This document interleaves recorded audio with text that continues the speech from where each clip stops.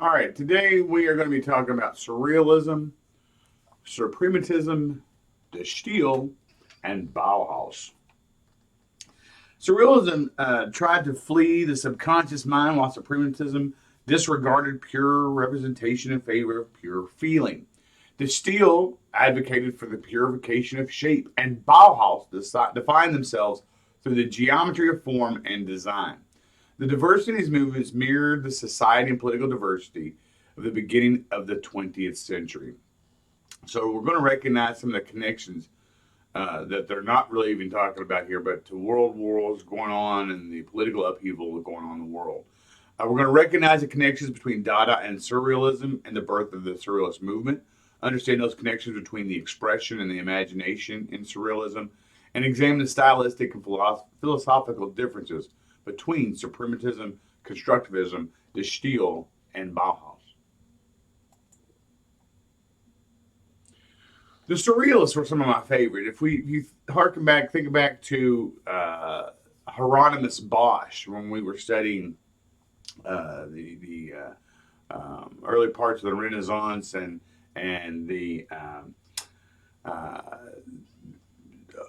artists who were beginning to Hieronymus Bosch was beginning to explore this idea of things that didn't belong in paintings being part of these paintings, things that were out of place, things that made you feel uncomfortable, and a break from reality. And although Dada was a short-lived movement, this is a movement that Dada was the first part of surrealism, and it was important because it freed this art from the logical confines that had been dominating art up to this point.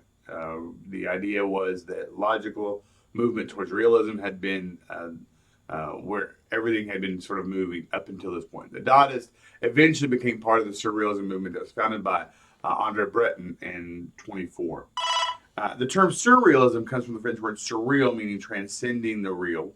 Surrealism is a style where fantastic visual imagery from the subconscious mind is used with no intention of making the artwork logically understandable. The movement was dedicated to the expression of imagination as revealed in dreams, free from the conscious control of reason and free convention. So, dreamlike qualities.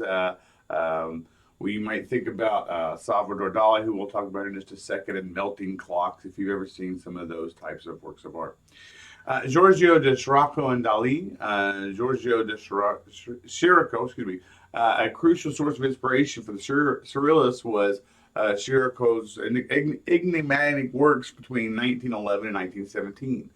During this time, he developed the term pittura metaphysica, or the metaphysical painting, meaning the objects in his paintings were transcending physical meaning and had taken on some type of newer importance.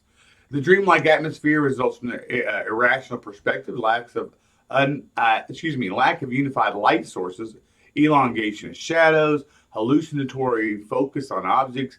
Italian piazzas bounded by arcades and classical facades are transformed into ominously silent and vacant settings for invisible dramas. So again, they're thrown away the traditional rules that have applied to the understanding of perspective, of light. If we think about those impressionists are trying to capture the light, but it was the real light, the light that actually made you feel like you were in this moment. The surrealists, these Dadists, were breaking that tradition. No longer were they being representational. They were trying to be unrepresentational, trying to create something that was unique and different than you had experienced before. Salvador Dali epitomizes this surrealistic movement with the persistence of memory. This is the one with the melting clocks. You've probably seen this. Hard objects become inexplicably limp in this bleak and infinite dreamscape, while metal attracts ants like rotting flesh. And Dali was a strange bird, to say the least. He made movies in addition to paintings and so forth, and some of them were really crazy. He worked with Walt Disney on a movie project called Destino. It is disturbing. It's really weird. But it was a unique collaborative. And again, we're thinking about what's motivating these artists at the time. And a lot of it, we're thinking, again, like reflecting the political upheaval that we see going on in World War I, World War II. And that's the World War I is kind of where this twisted understanding of reality starts to come in. The horrors of war start to begin to affect, and the artists begin to start to represent that twisted understanding of reality. Mastering what he called the usual paralyzing tricks of eye fooling, Dali painted with what he called the most imperialist fury of precision, but only, he said, to systemize confusion and thus to help discredit completely the world of reality. A common feature in Dali's work is the representation of decay. Again, things breaking down, coming apart around us.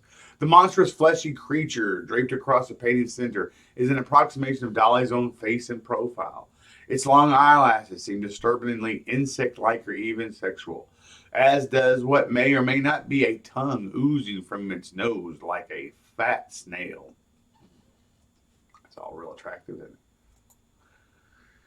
Marguerite Kahlo. I love Frida Kahlo. She's my favorite. The Belgian surrealist painter René Magritte was best known for developing a style in which a misleading sort of realism is combined with a mocking irony. And so, Man with a Bowler Hat is one of my favorites.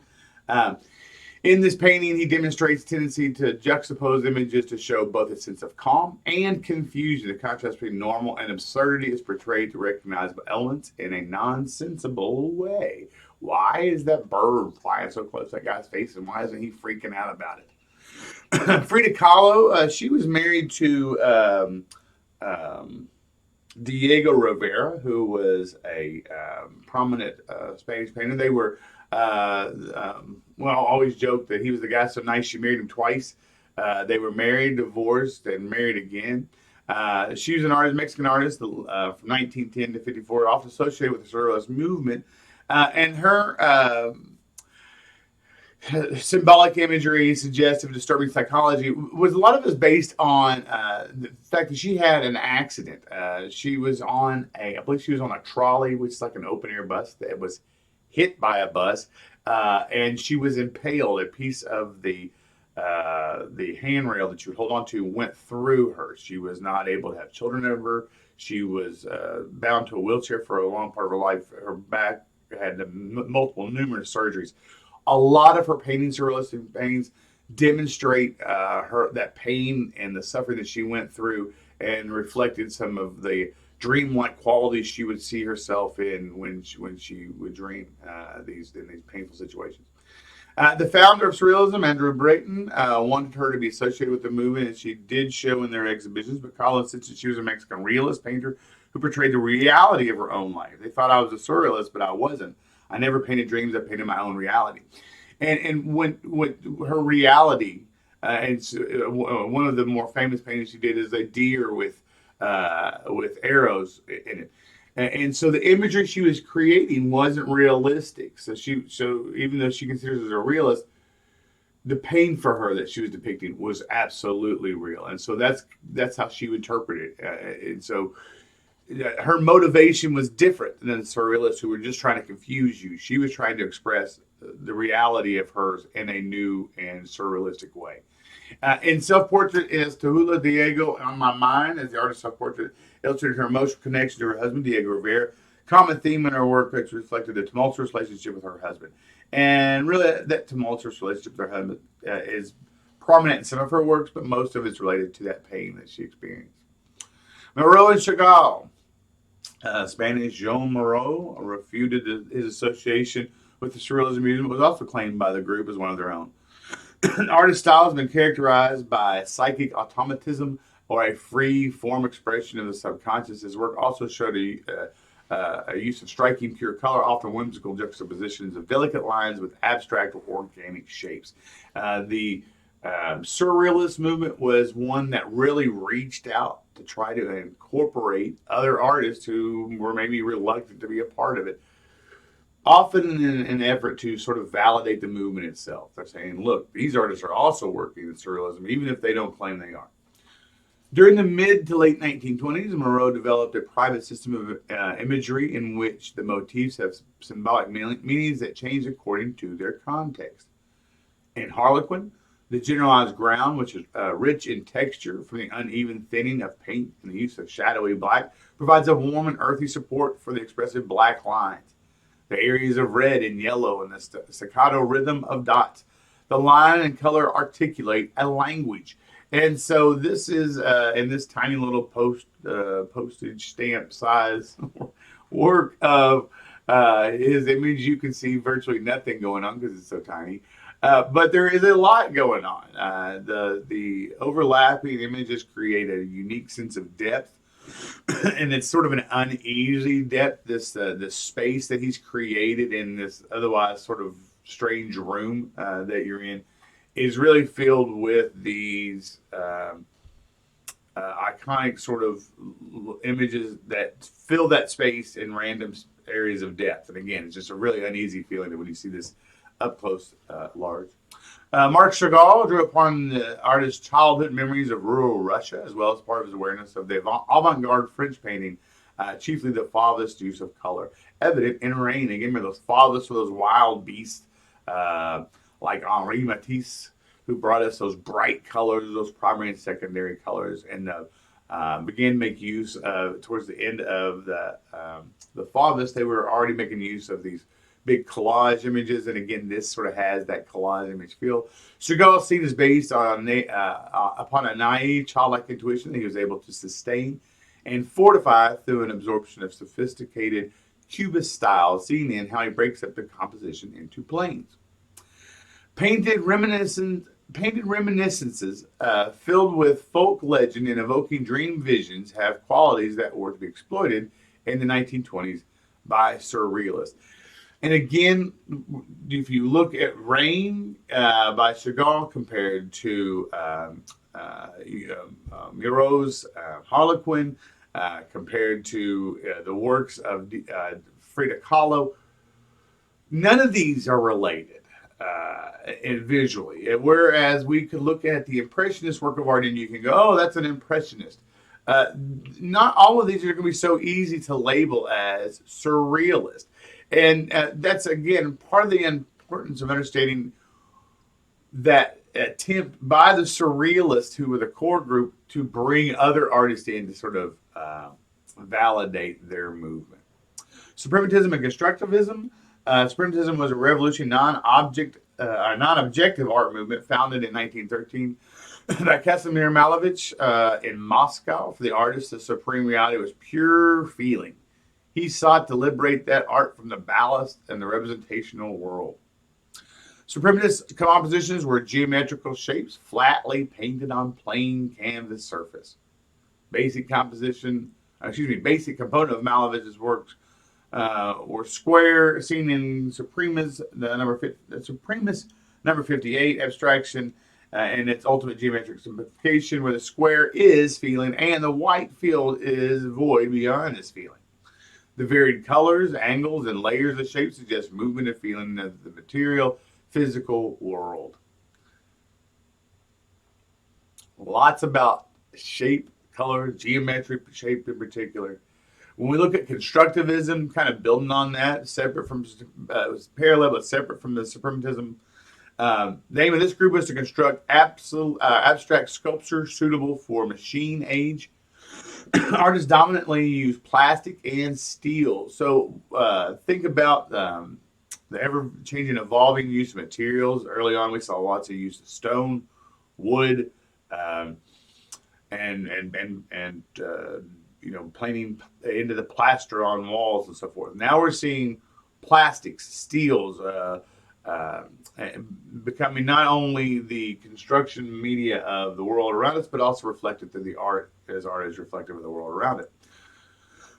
One of the leading proponents of constructivism was Joan Miro, and this head of a woman's head constructed from celluloid and metal, reflected the industrial aesthetic. In this applied abstraction, the artist has reduced the woman's head into faceted planes and edges in space.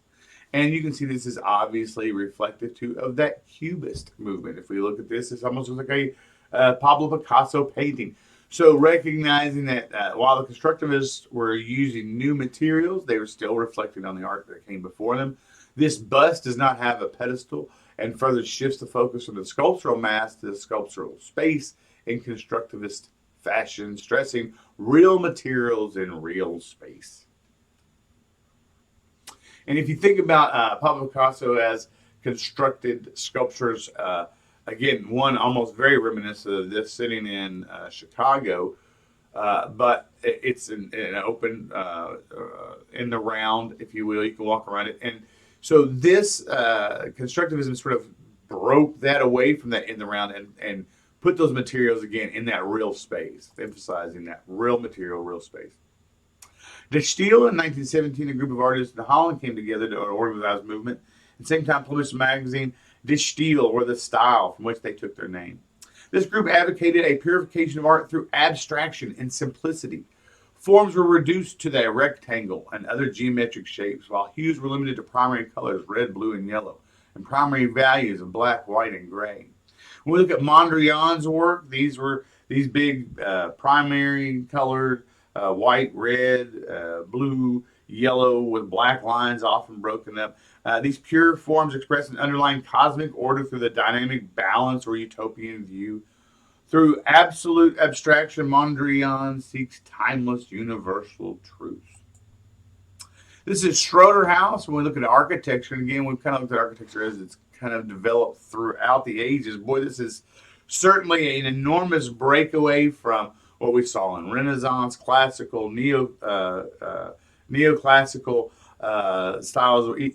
We don't see any hearkening back, hardly really, to Greek and Roman. We've got a pure breakaway in architecture that is absolutely new in every way, and almost intentionally not reflective of periods before it.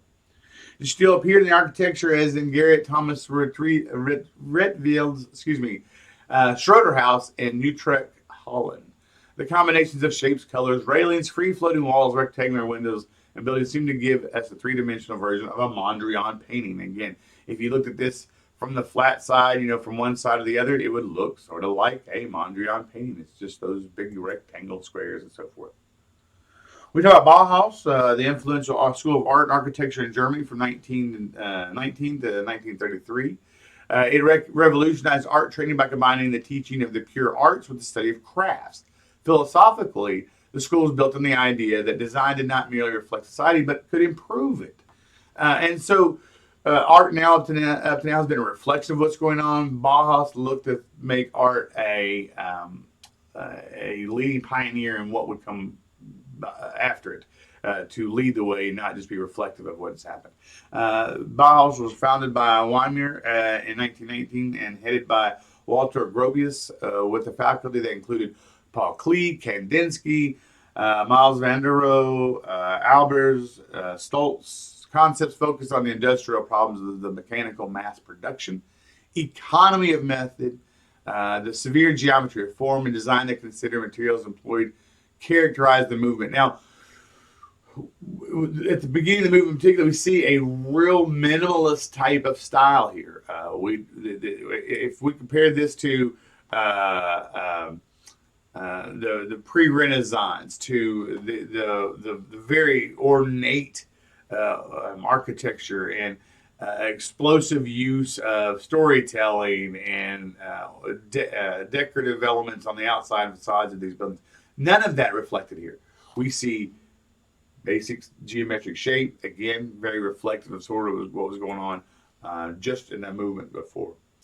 Miles van der Rohe, this was the Bauhaus School of Design, also focused on the things within the architecture.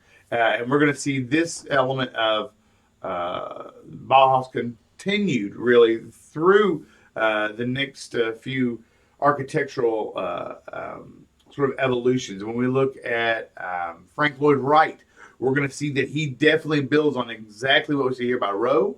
Not only the use of geometric shape and design, but also the reflection of that design through every aspect of the architectural construction, from the exterior building facade, the windows, to the furniture inside, even down to the silverware very often that was created. And his less is more philosophy became a catchphrase for the 20th century design, and is styled upon by deceptive simplicity and his elegant and refined designs. And the MR chair was introduced by Miles van der Rohe at the 1927 Stuttgart exhibition and has remained in production ever since. You may have sat in one of these chairs. Popular to this day. I'm a big fan of this, of the architecture, of the furniture that comes and reflective of the architecture of the time during this period. The surrealists marked the beginning of the 20th century by trying to free the conscious mind. The Bauhaus answered with less is more formality in their design. The transition from freeing the conscious mind to purifying the forms that represent and characterize this transitional period. So think about how at the very beginning, when we look at Dada and then the surrealists, things look crazy and nuts. By the time we get into Bauhaus, everything looks like Legos that you might have been used to playing with in your childhood. So that is the surrealist through the Bauhaus, and we will. I think there's a short quiz, and then there's going to be another lesson, another video posted talking about the last assignment you all will have due for the semester. Thank you very much for participating. Have a great day.